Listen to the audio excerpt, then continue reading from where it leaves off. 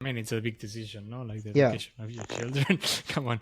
Uh, um, I would say before just we jump to the next section. yeah, Do you have any one piece of advice, that big piece of advice, even if it's like I don't know, mid-career professional who is just saying, okay, fuck this, I go. Sorry, I cannot yeah, swear in YouTube. Uh, um, I quit my 9 to 5 and I'm doing something different yeah, also, or anything deep related from your experience living abroad. yeah. Um, I think that the biggest advice is like the one size doesn't fit all. So the first thing that someone has to be very like you've got to be very honest about your personal circumstances. Like, say if you're someone who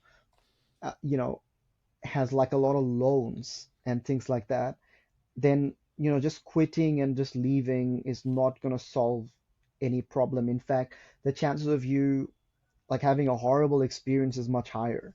Do you know what I mean? Like, so Mm, so I would say that the first thing, like if you really do want to do something like this, I would say that, no matter how difficult the situation you find yourself in, like say you hate your job or you hate your life there or whatever, I would tell yourself that, it's a good thing that it helps you make that decision that you want to change and do something like this. But then it also allows you the time and you have that goal towards like the motivation.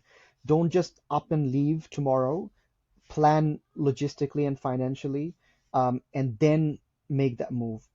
And as far as making that move is concerned, do not sort of sit on it, like buy that plane ticket out, like that one-way ticket, because that would ensure that the likelihood of you actually taking that flight out is higher. Because if you sit on it and say, oh, I'm planning this, I'm doing this, even if you save some money, chances are that money will be spent somewhere else, like something will happen, like an emergency or whatever. But if you buy that ticket and you're just focusing on it and you're working towards it, then the chances of it happening is much higher. cool. So, Nabil, I will say that we jump to a little bit the mini games that I prepared for the cultural deep dive. I mean, I call it mini Sure. games, but at the end, it's just a rapid fire Yeah. questions. The first one that I prepared for today, it's the travel superlatives, let's say like this. So Yeah. basically, I would ask you to, I give you a category, and then you tell me from where do you find that specific topic Yeah. on the countries that you lived on. Sure. First one that I have, it's the most surprising or shocking food experience. Shocking food experience. I would say I would say Thailand has some pretty shocking foods. Like you'd have like scorpions and things like that. Um, the other one in Southeast Asia, which is pretty shocking, or actually shocking to me, was they have this fruit called durian, Mm, which is yeah, I like a heard about it. jackfruit, right? But it's Yeah. very like it's pungent, and but people love it there. But it's kind of funny that when you go to apartment buildings and like in the lift, you'd have like notices Mm. like that say, "Do not bring durian into the building" and things like that. So, yeah, so that was a bit funny and shocking. Nice. What about friendliest locals people? Friendliest locals have to be Thais. Thai people are the friendliest. Okay, cool. Most stressful transport system. Um, Most stressful transport systems. Okay, I'll be honest. Like we haven't used public transport that much, so Mm. we were mainly sort of traveling with rideshare. So whether it's cars or that, I would say the stressful one is Jakarta in Indonesia Mm. because of the traffic. And the second one would be Bangkok. Nice. Because in Bangkok, like if you ever been to Bangkok and you get on one of those Grab bikes, like it's almost like you are calling death with you, like you just don't know if you will come out of come out of it alive. But the problem is the traffic is so bad that you're so tempted to go on those bikes just to save time. But those guys, like, they would drive like crazy sometimes. And yeah, there were a couple of times when I felt like it was very like neck and neck. Mm. But I still got on it the next day because of the traffic. Yeah.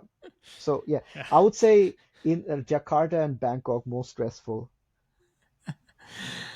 What about the place that gave you the most wow moment?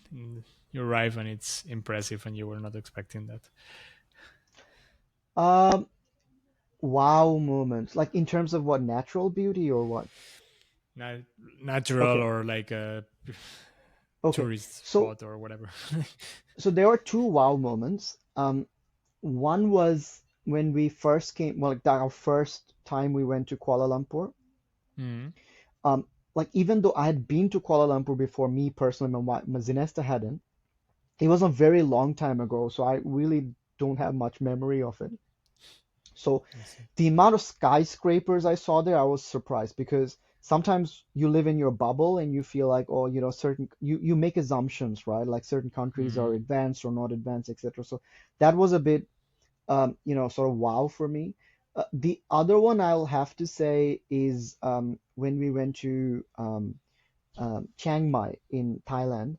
The laid back sort of and spiritual, I suppose, like vibe of the place, like was a bit wow for me because I never sort of felt like some place could be that chilled out.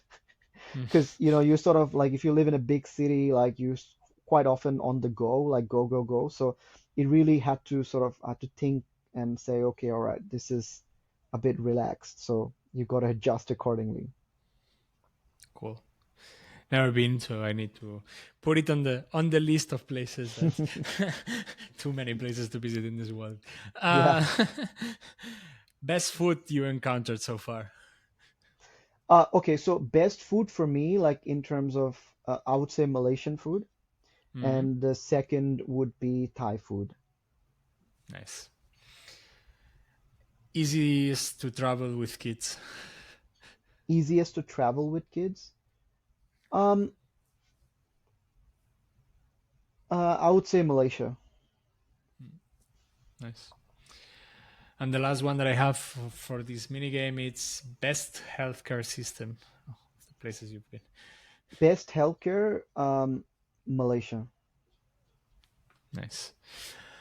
The second one that I prepared, it's more like a lifestyle arbitrage, I would say, like this. Sure, I would like you to compare your life in Australia versus your life traveling around Southeast area plus these two extra countries, and sure, decide if you what is the best approach or what do you prefer to do that. Let's say like this. sure, sure. First question that I have, it's best value for housing.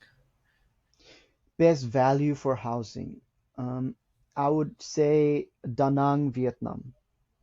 Nice. Very specific. Yeah. I love it. No, because I tracked everything, right? I know. Where did you find the best food for under $5?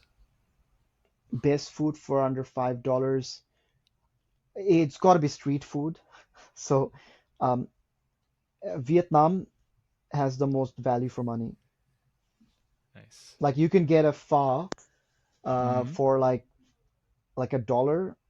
Like pho is like that soupy thing they have, or Yeah, yeah, or even like that those baguettes like that they have, like banh mi. You can get it for $1. Yeah. nice. Easier place to make friends. Would it still be home in Australia or traveling around? So in Australia, it's not easy to make friends at all. Like, and Okay. that's like my experience having lived there for so long. In Australia, people sort of have friends within their ethnicity. So you've got like little bubbles of friendships Okay. everywhere.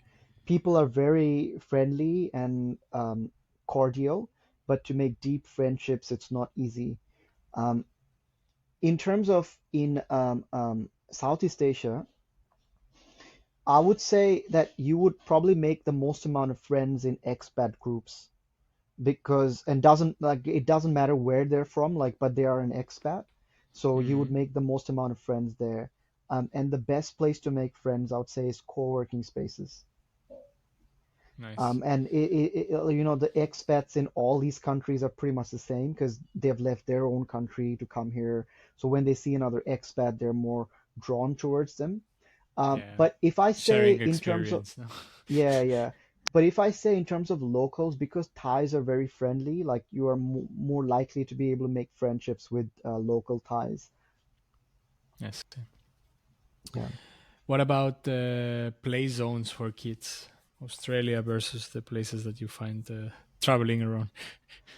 Right. So in Australia, you've got a lot of public parks which has play areas and things like that. And you can take your kids there for free. Mm, But and of course you've got indoor play areas as well. But in Southeast Asia, y even though you do have parks with play areas, the weather doesn't always permit it. Because okay. sometimes it's too hot and you don't want to take your kids there. So you would rely a lot more indoor play areas. Um, so I would say the best indoor play areas in Southeast Asia, I would say, is in Bangkok. Oh wow. Okay. Yeah, Wasn't expecting that one. yeah. Nice. Because we Big we city. took her to like indoor play areas, like a lot of them, like in all the countries, all the cities we went, and I felt like Bangkok has the most amount of it, and like yeah, they're pretty good as well. Nice.